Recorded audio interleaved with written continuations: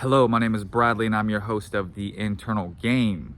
Okay, so today I want to talk a little bit about observing thought and the importance of neutrality, right? Because everything actually is neutral. It's neutral, right? I use this as an example quite a bit, but this stand here that's holding my phone recording this video, it's just a stand. Just a stand. Now, I do have a choice to create some serious meaning for this stand, right? Like I could be like, well, this is this stand right here. Man, I'll tell you what, been with me since the beginning of the YouTube journey. I made my first video on this stand, and it's extremely important to me. Like because this stand, I make good videos, and I can create a whole story and create some really good meaning to the stand if I want to. And the second that I do that, I create some attachment to the stand, and now some fear has the opportunity to set in. Then if I had this stand in my room and my daughter came in there and was like, hey guys, can I go to hang out with my friends? I'm like, whoa, hey, step over here. You're standing a little too close to the stand. I don't want you to break the stand. Because I have fear that the stand's gonna get broken, that something's gonna happen to the stand, because if something happens to the stand, then all my videos are fucked, right? If something happens to the stand, then all my, I have all the story about why this stand is important and why it's perfect and why like I can only use this stand, when really it's just a stand. And because I look at it as just a stand, I could break it right now, take it to the trash, and get on Amazon and have another one here by tomorrow. So much so that it wouldn't even affect me, that even if I wanted to make another video today, I would just set it up over there on the table and not even use a stand, because I don't care, because the stand is actually just a stand, right? This is the same thing with thoughts. This is the same thing with circumstances. This is the same thing with anything. Everything is neutral. And it needs you to assign meaning to it. It needs you to create a story about it for it to even be any type of relevant, but it's still irrelevant.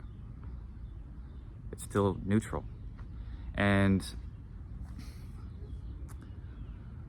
if we are constantly like battling thought, because why? Because we're like, oh no, it's gonna be, what if that manifests?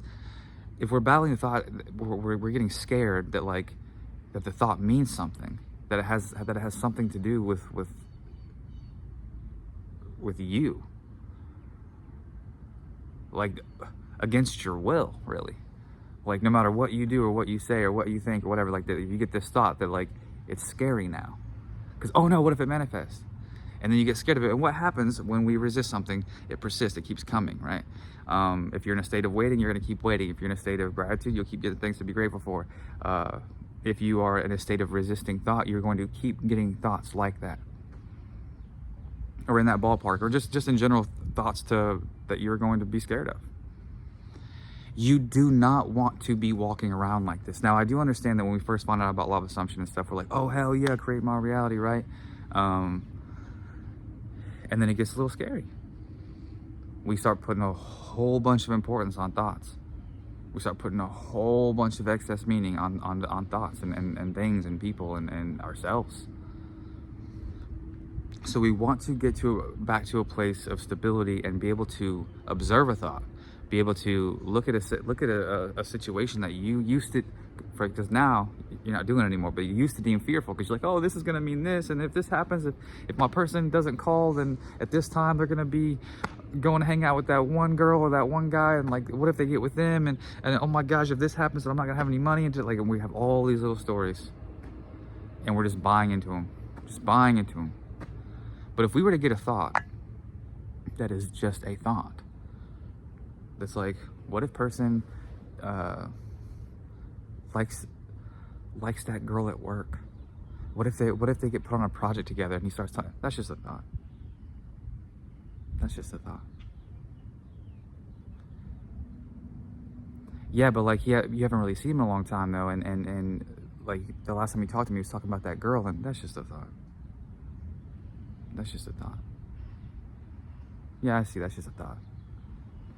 Instead of fighting it, like, no, he's with me, he loves me, I'm the only person he thinks about. Like, instead of fighting it and creating more thoughts to fight, you can actually just look at it for what it is.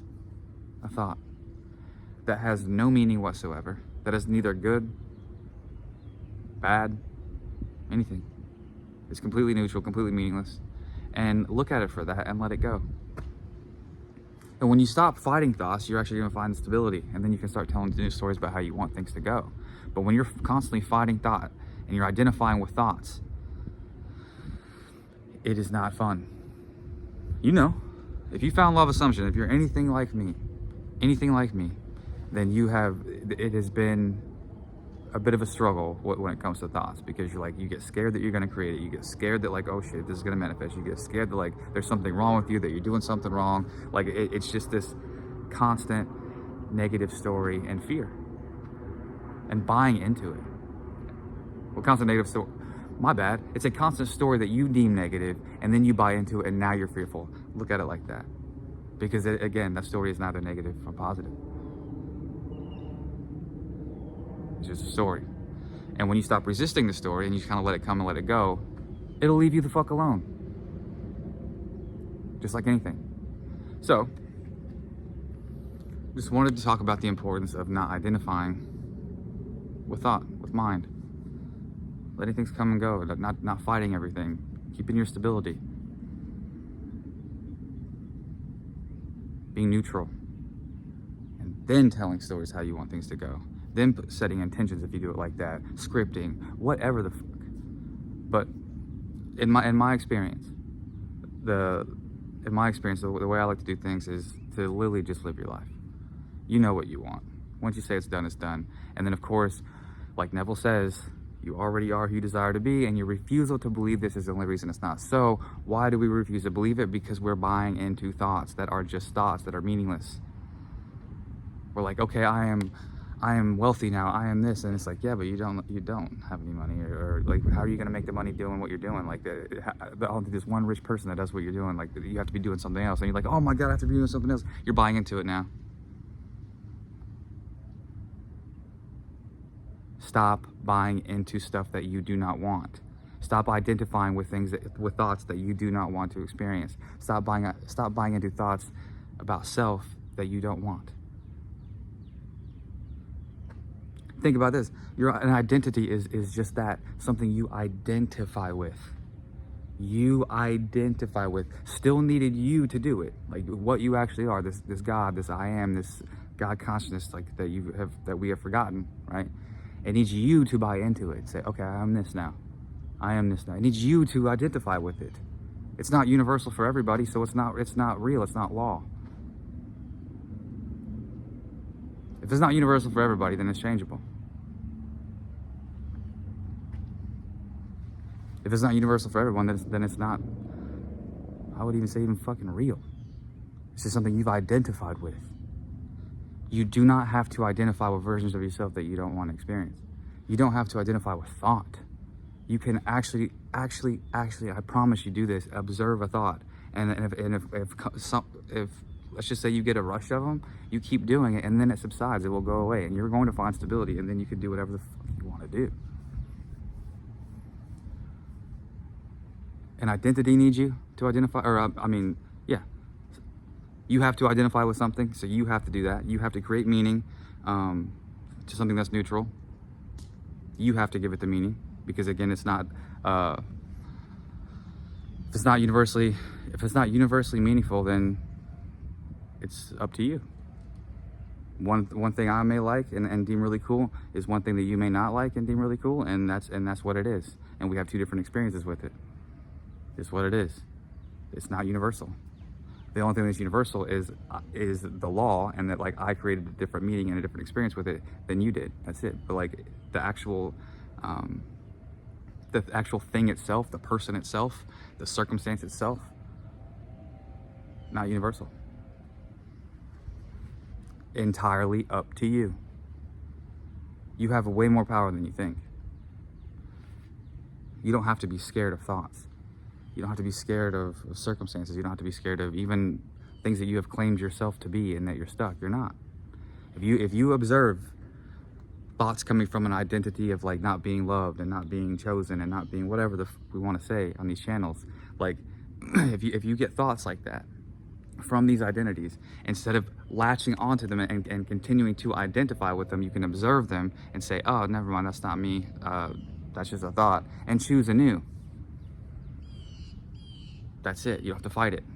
You can look at it for what it is. Just a thought about self that was an identity, that was just an identity that you chose to identify with. Nothing bigger than that.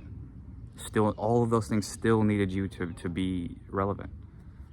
And a long time ago, again, nothing against Abraham Hicks or anything like that. Like when I first found out about law of attraction many years ago, that was a big face over there. And but she has one quote that really stuck with me, and it made a lot of sense because it was logical, and I like logic. To this whole logical thing, I like to try to bring some logic to it.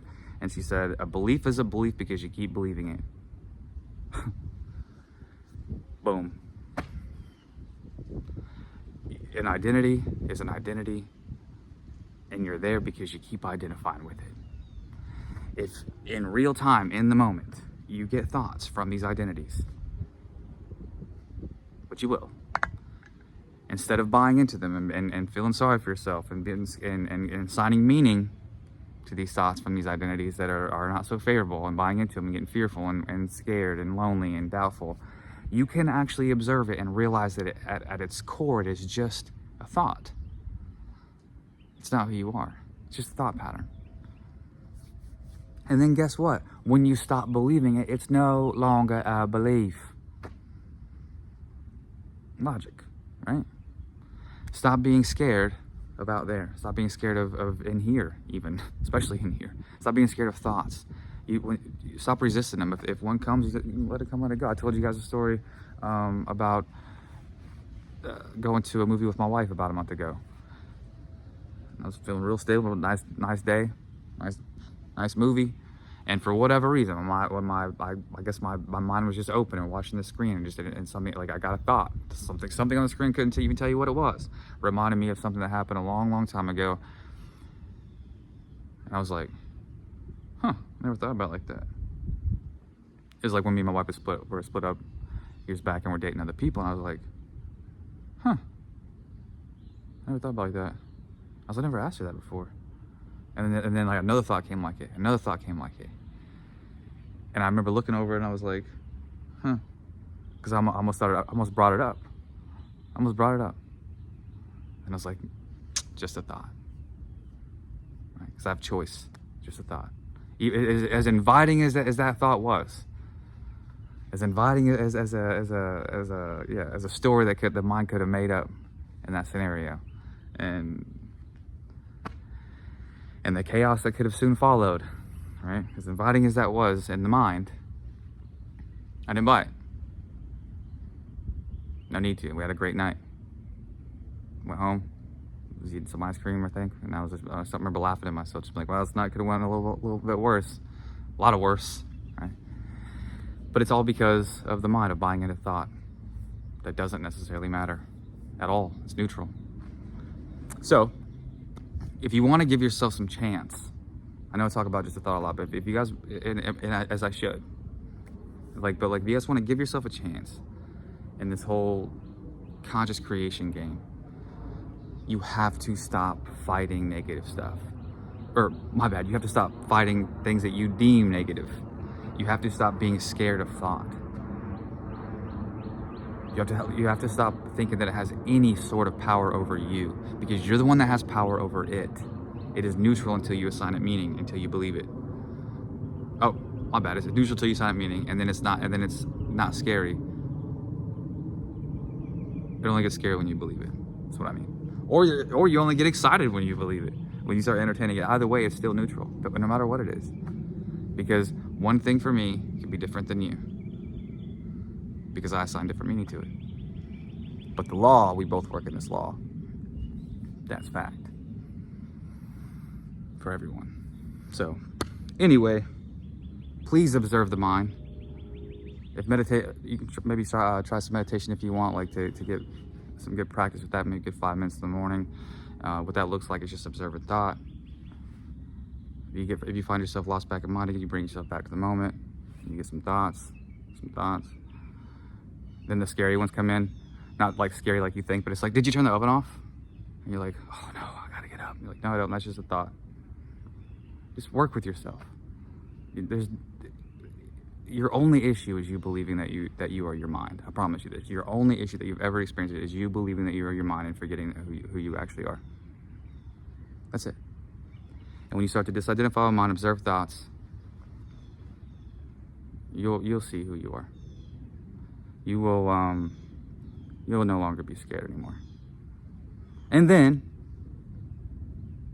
you can create anew. You can actually use your mind. But observe these things and don't identify with them. Remember, they need you to identify with them to matter. And you don't have to do that. You may think you do, but you don't have to do that. So try that. Love you guys. See you soon.